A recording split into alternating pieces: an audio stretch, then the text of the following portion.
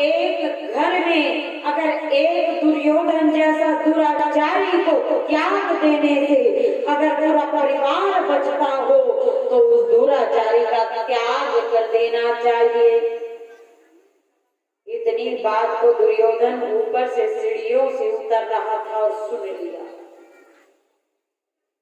कहा, अरे मूर्ख दासी पुत्र विदुर, मैंने तुझे महामंत्री बनाया और मेरे बनाए महामंत्री तू आज मुझे ही महल से निकालने की बात करता है। जा, मैं तुझे महामंत्री के पद से निकालता हूँ। और जो सच्चा भक्त होता है ना प्यारे, वो कभी भी जो वास्तविक में श्रेष्ठ भक्त हो, जो सच्चा भक्त हो, वो किसी दुराचारी के निकालने का इंतजार नहीं करता, वो खुद ही निकल जाता। आज विदुर जी महाराज ने कहा, मैंने इस्तीफा पत्र पहले ही छोड़ दिया है दुर्योधन। अरे तुझ जैसे दुराचारी के हाथों निकलने से अच्छा है कि मैं सम्मान इस्तीफा दे। और विदुर जी महाराज सुलभा महारानी, विदुर की पत्नी का नाम सुलभा, लेकिन लोग उसे विदुरानी क्यों कहते हैं? क्योंकि जैसे डॉक्टर की पत्नी बिना पढ़े लिखे डॉक्टर बन जाए, कैसे हमारे आंगन वाले डॉक्टर हैं, भाभी बिना मतलब की डॉक्टर ही हो गए। आप जैसे मास्टर स्कूल जाता है गुरुजी पढ़ाने के लिए, मैडम घर बैठे बिठाए बन जाती है, बस वैसे ही विदुर जी महाराज विदुर का पद है और विदुरानी अपने आप बन गए। तो सुलभा यानी विदुरानी को लेकर के विदुर जी महाराज निकले। और जब विदुर जी महाराज निकले ना, तो धनुष था हाथ में, क्योंकि महामंत्री थे, राजा की सुरक्षा का भार था उस पर। बोले, अगर मैं इस शस्त्र लेकर के चलूंगा तो दुनिया को लगेगा कि इस मंडली को, इस टीम को छोड़कर ना वो विरोधी पक्ष में जाकर मिल गया। इसलिए आज अपना धनुष भी द्वार पर छोड़ा है और छोड़कर विदुर जी महाराज कहते हैं 12 वर्ष तक विदुर जी महाराज पूरे वन में अपना जीवन बिताए। समिधा एकत्रित करके और गांव-गांव, घर-घर जा करके कुछ समिधाएं लकड़ियां आदि बेचते और बेच करके जो 2-4 पैसे मिल जाते उससे अपने अन्न जल की व्यवस्था करते। और कभी व्यवस्था ना हो पाता तो भगवान श्री कृष्ण का भजन करते करते कभी पत्ते खा लेते, कभी कदली के वन में कभी केले खा लेते, तो कभी विदुर जी महाराज हवा ही पी करके रह लेते। अब विदुर जी जैसे ही हवा आदि पान करते कदली के वन में रहते, तो एक समय की बात है, वे जा रहे थे जब समिधा बेचने, लकड़ियां बेचने, तो एक भक्त आया दौड़कर कहने लगा, आपको पता है द्वारकाधीश आने वाले हैं। और जैसे ही सुना कि लकड़ियों का बोझ उतार दिया और मानो विदुर जी महाराज वहां कूदने लगे, उछलने लगे, बालकों की भांति ठाकी ले लेकर के हंसने लगे।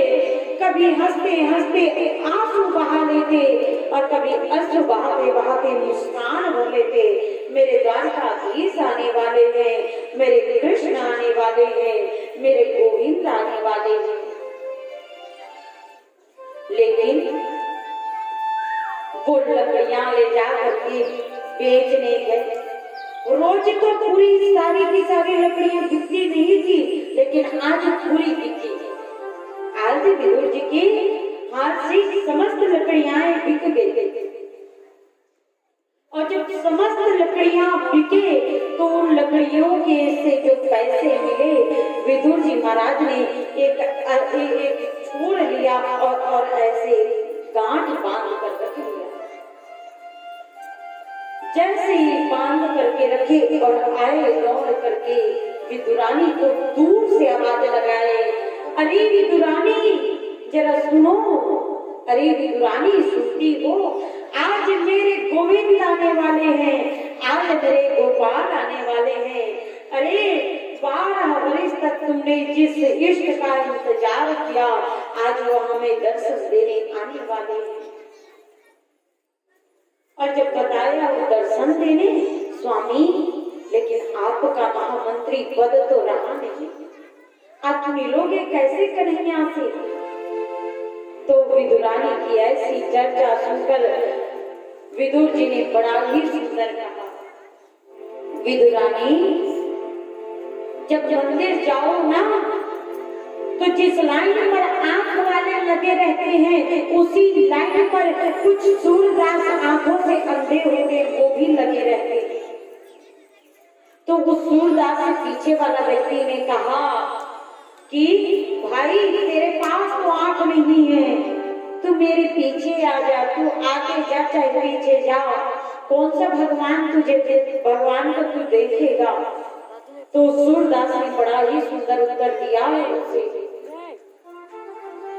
कि भाई आगे वाले से कहा, भाई तुम जरा मेरे पीछे चले जाओ, मुझे आगे आने दो। बोले क्यों?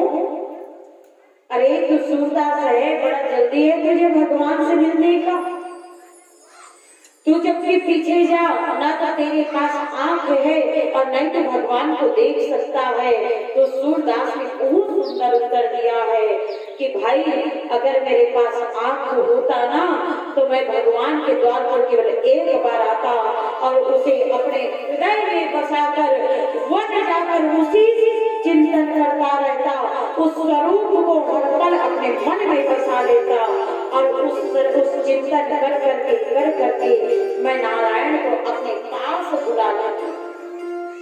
अरे आंख नहीं है तभी तो रो जाता हूँ, एक न एक दिन कृष्ण मुझे देखेंगे और जिस दिन उनकी नजर मुझ पर पड़ गई उस दिन मैं यहाँ आना बंद करके वन जाकर हरि भजन में लीन हो जाऊंगा। आज नारायण के पास नारायण की भक्ति कर करके विदुर जी का मन भी ऐसा ही बन गया। विदुर जी ने कहा, देवी मैं कृष्ण को देखूं या ना देखूं ये महत्व नहीं रखता, बस कृष्ण एक बार मुझे देखे, कृष्ण की नजर एक बार मुझ पर पड़ जाए, महत्व ये रखता है। इसलिए तो कहा है ना किसी ने, एक बार हमसे सारे नजरे मिलाए,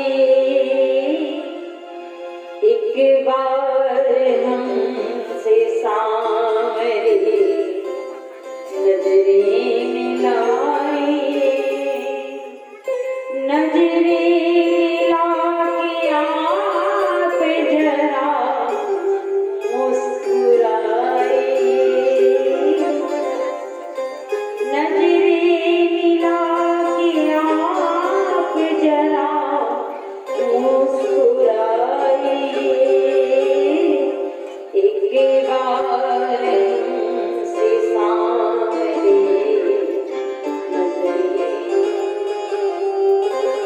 नजरे हमारी आपकी चौखट पे है अड़ी, नजरे हमारी आपकी चौखट पे है अड़ी, एक बार हमसे सामने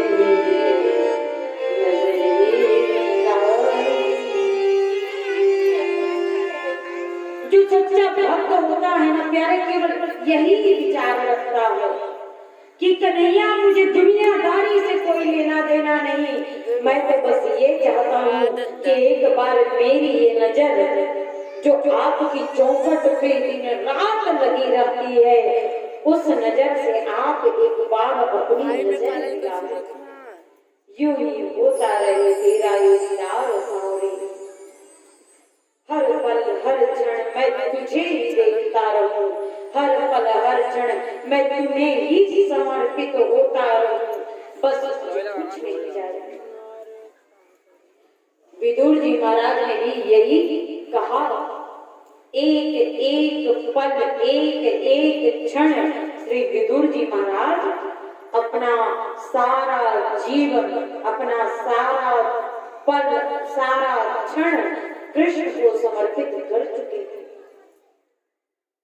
आज श्री द्वारिकाधीश के आने के उत्साह में विदुरानी ने केले के पत्तों से अपनी कुटिया को सजाया है। केले के पत्ते जगह जगह लगाया है और उस केले के पत्तों के सामने केले के फूल आदि को भी लगा दिया है। और विदुरानी को ऐसा करने के बाद विदुर जी ने कहा जरा चौका भी लगा दें। चौका सजाया, गोबर से सुंदर लेप किया, सुंदर रंगोली आदि डाली, दीप प्रज्वलित किया, दीप जलाया है और विदुर जी महाराज, विदुरानी जी महारानी दोनों कृष्ण के आने के इंतजार करने लगे। आज विदुर जी जब देखे, विचार किए कि कृष्ण आने वाले हैं, क्या वो मेरे घर आएंगे? और मन की बातें न कृष्ण सुन लेते हैं। कृष्ण ने जैसे ही मन से विदुर जी ने कहा क्या वे मेरे घर आएंगे, कृष्ण ने कहा काका मैं अवश्य आऊंगा, चिंता मत करो। बड़ा सुंदर रथ सजाया है और उस रथ में बड़ी बड़ी मणि लगी है और बीच में एक बड़ी सी नील मणि लगी है जो दमक ऐसे रही है मानो उसके प्रकाश से सूर्य का प्रकाश वेदन हो गई है और जहाँ श्वेत हो वहाँ पर पूरे प्रकाश नीले रंग का छा गया है। भगवान को नीला रंग बड़ा पसंद है, बहुत पसंद है। और जैसे नीलमणि लगी, भगवान रथ पर बैठकर आ रहे थे। आप सभी जानते हैं जब साधारण सांसारिक सरकार आता है तो कितनी भीड़ होती है। कोई कांग्रेस पार्टी से आ जाए या बीजेपी पार्टी से आ जाए तो कितना भीड़ होता है। वो तो केवल भारत की सरकार है। अगर एक सरकार भारत के या छत्तीसगढ़ राज्य, जब सांसारिक सरकार के आने पर इतनी भीड़, तो बताइए प्यारे जब जगत सरकार आए तो कितनी भीड़। इतनी भीड़ छाई कि सब पांव उठा उठा कर देख रहे हैं कन्हैया को। और दुर्योधन ने बड़ा सजावट आदि करवाए हैं। कृष्ण की नजर इन सभी भक्तों में से एक विदुर को खोज रही है। कहाँ है मेरा भक्त, कहाँ है मेरे काका, कहाँ है मेरी काकी।